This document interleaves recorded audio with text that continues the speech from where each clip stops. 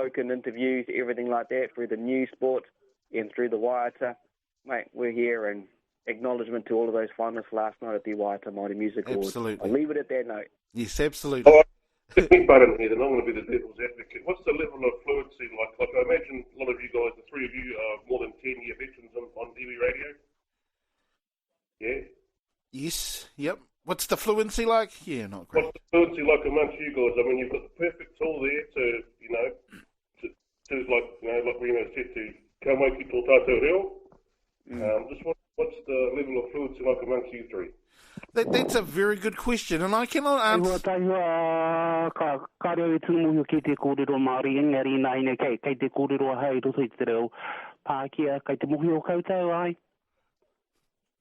Does that answer it for you there, yeah, JT? Kia ora, Raa. Thanks for that. Yeah, look, I've been doing this stuff for years. I'm not a fluent speaker. I was brought up when I was a youngster, but my mum introduced me to rugby ball. My grandmother grabbed one of my own whānau and taught her the history around the Hauraki area, and he's carried it on. He does it all today. That's something I've missed, and I'll let go by in my younger years.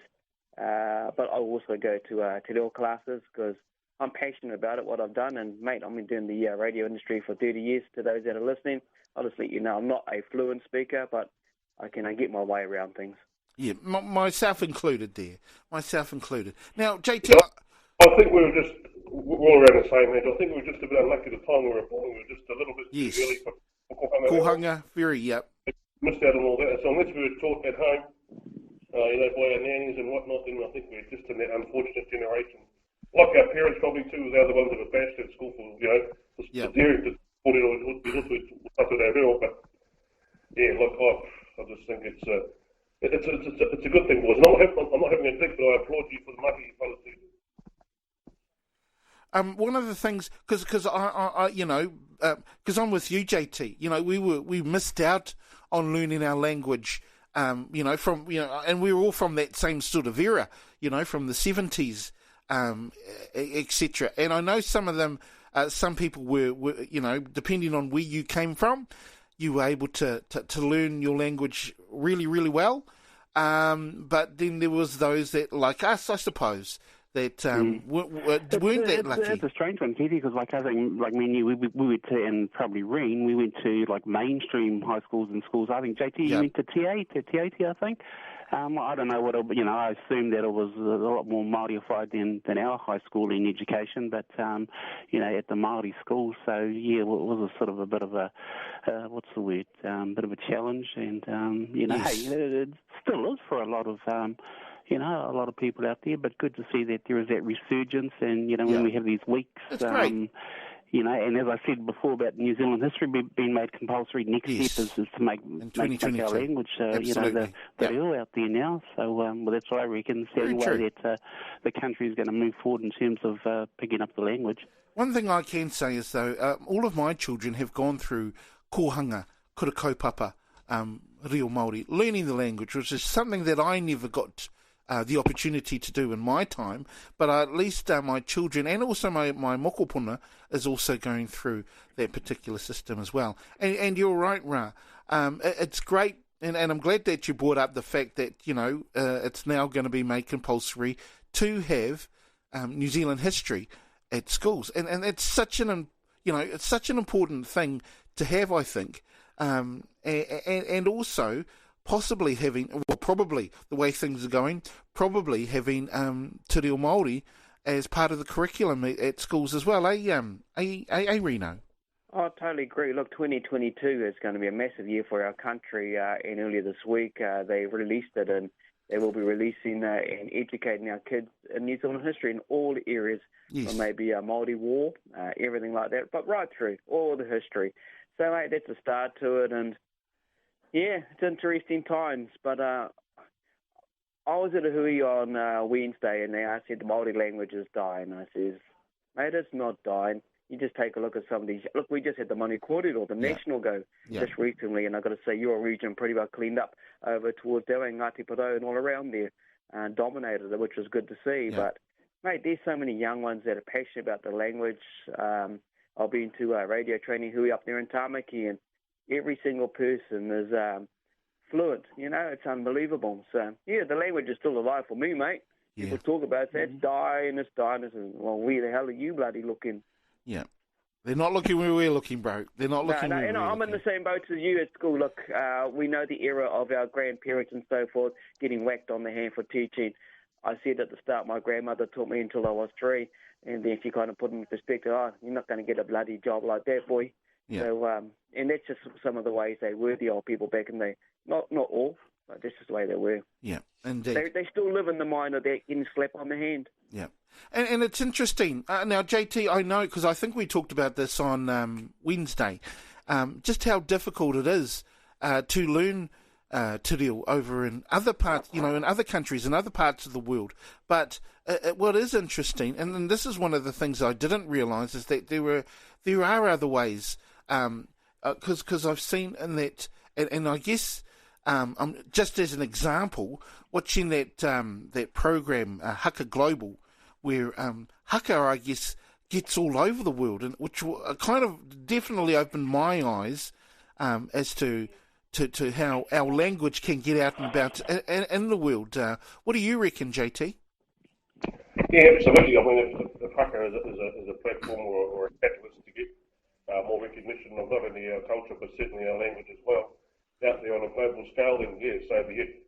In terms of where I am here in Australia, there's lots of I know of at least 3 on the Gold Coast, Brisbane area, in the Gold Coast, Brisbane area. That there are 3 different te reo held, weekly, monthly. So I've actually enrolled to start one next year. I don't profess to be a language expert. I know enough to get me out of trouble on the marae. Hold a bit of a conversation, but yeah, it's still not where it should be. And Lois and I encourage our kids with the odd Māori word here and there, and they're starting to learn. They're both born and bred here, so it's a bit of a struggle for them. But as they get older, they're also trying to find out about the Māori language and all that sort of stuff too. So I think as parents, it's our duty to try and keep it alive. Certainly. Absolutely. You would agree with that, Raa? Oh yeah, Keithy. Look, I was speaking to a Welsh rugby mate of mine, and when he heard about the country accepting our New Zealand history as compulsory, he was going, boy, what have you guys been teaching over there all these years? And and I was saying, well, maybe Martian, but he brought up a good point about the last 50 years.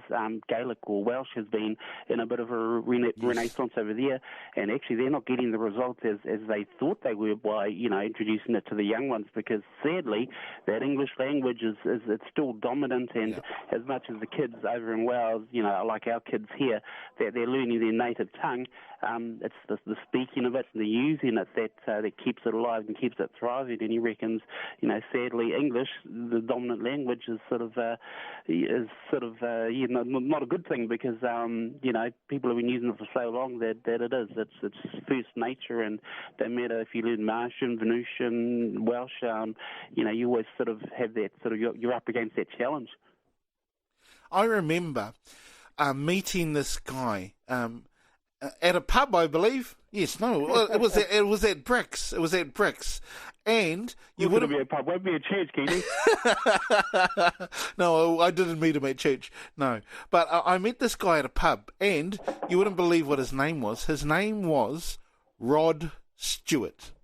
That was his name, and because I didn't believe him that was his name, he kind of must have seen that I didn't believe him. He showed me his license to tell me that his name actually was Rod Stewart. Now, he originally came from a very small island in Scotland, and they had their own particular language. And it was interesting that it wasn't until about 20 years, because I don't know, I'm not exactly sure of his story, how he came to New Zealand, but it was interesting to see that he even though he was brought up in that language, he still could remember it, after not speaking it for like 20 years, because he had seen his cousin come over or something, and it was just, he was telling me just how unreal it was to remember that he still, could remember exactly what he was saying with his language and that kind of thing gets ingrained into you, eh? And I suppose that ingrains you right from, birth, I suppose. And I guess, you know, it was just really quite interesting how different languages over the world, or throughout the world, because Māori isn't the only language that needs some love and attention, as some would say. There's plenty of other languages out there that do so, and Gaelic, or, you know, people in Wales need to remember and, you know, get their language going again as well, eh, Raa? Oh, yeah, Keith, and it's funny because as you were talking about that guy, I was thinking less about him being able to speak Scottish. Can the guy sing with a name like Rod Stewart? He couldn't hold a note like the actual Rod Stewart, no, bro. Because I remember watching him sing karaoke. So he wasn't too flash. He wasn't too flash. Nothing like Rod Stewart, eh? Oh, well, there you go. You didn't ask him about Rachel? I'd forgotten all about so many wives to think about, eh? So many wives he went through. I don't know how many times he got married. It was quite a few. How many kids does the guy got? Hey. Look, that's on the show together, you know, people with common names. Man, it's that'll be a show in itself. But did you still ask him about Rachel? No, I didn't ask him about Rachel. Sorry, bro. Oh. Next time I see him, I'll ask him for you. You don't want to show your trumpet, eh? I'll get him on the show one time if I ever see him again. Oh, Bricks has been knocked down, so I doubt I'll ever see him over there anymore.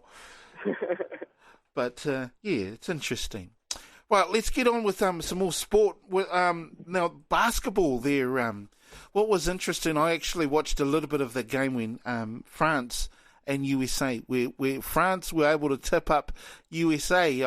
You probably didn't watch that, but have you heard about that there, Raa? Oh, yeah. In fact, I've heard about the USA's not so great performances at the World Tournament, and, you know, it's like in surfing, the Aussies in the junior titles are usually the favourites, and they came seventh. I think France took it out, so you're talking about France in the basketball. Gee, what's in the water in Francois in Paris? Yeah, I know, eh? Some good stuff, though, there from those French guys. Don't emulate the other sports teams. Yeah. I think, who was it? So Argentina beat France, was it yesterday? Oh, I can't remember. But they go on to play Australia for third and fourth, I think it is. And Argentina, Spain go into the big final. I think USA finished seventh. The USA finished seventh, and I'm sure a lot of those American players will be pretty saddened by that as they head back to their their places where they probably have millions of dollars on offer for their basketball NBA contracts. Well, it wasn't their top team though, eh? It wasn't it wasn't any of them. Never is, I don't think. They just seen a lot of. Well, it's been a while since they've had a dream team come together. I think maybe I don't know, 2000 and something. I don't know. I can't remember. It's a while back. It's been a while. The money talks before the old patriotism. Doesn't it do? Doesn't it just? Yeah. Right, well, let's talk about this Tonga revolt there, Ray, because during the break we were talking, you asked the question to me anyway, did I know anything about this Tongan revolt? And I don't know very much there, so why don't you explain to us what's been happening in Tonga Rugby League there, bro, Rino? Yeah, well, I've actually walked away from the computer, so I'm going to kind of wing this. Okay. Cool. As far as I'm aware, things aren't going to plan with Tonga. All I've seen so far to date is Frank Endicott has now come in. What? To take over the coaching role. Okay. Also, there will be no home for the likes of Jason Tomololo and the Kiwis. Oh. If things really fall apart, no home for anyone on the international scene for Andrew Papita. But hey, that's all speculation, Kōrero, at the moment. Nothing's been put in concrete, and I'm just hoping that things do grow for Mate Tonga and the league world. Forget about the useless rugby team who got hammered last Saturday. Yeah. But let's hope they can do some saviour around the Tongan league at the moment. JT might know a bit more on it if it's been earthed a lot more over there and across the ditch. So, Christian Wolf, who got the sack, and it was quite big news, JT. It was quite big news, really. What do you know about it? I do know that he had the respect and the support of the players. So something's gone on